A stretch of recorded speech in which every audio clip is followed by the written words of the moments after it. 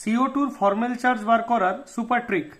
দেখো এখানে central atom কার্বনের ফর্মেল চার্জ ডিটারমাইন করতে হলে ফর্মুলা হচ্ছে old group number minus half electron circle out. Carbon অ্যাটমকে এমনভাবে সার্কেল আউট করবে যাতে বন্ধনের অর্ধেক ইলেকট্রন ওই সার্কেলের মধ্যে থাকে।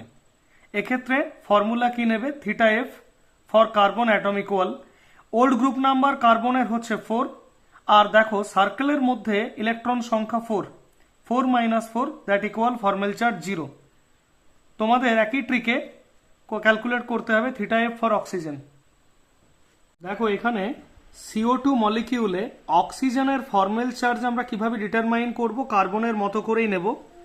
অক্সিজেনকেও একইভাবে আমরা সার্কেল আউট করব যাতে করে বন্ধনের অর্ধেক ইলেকট্রন ওই সার্কেলের মধ্যে থাকে। তাহলে একই ফর্মুলাতে অক্সিজেনের ওল্ড গ্রুপ নাম্বার কত? 6 minus half electron circle out মানে বন্ধনের দুটো ইলেকট্রন, আর লোন পেয়ার এখানে আছে দুটো মানে মোট লোন ইলেকট্রন 4টে।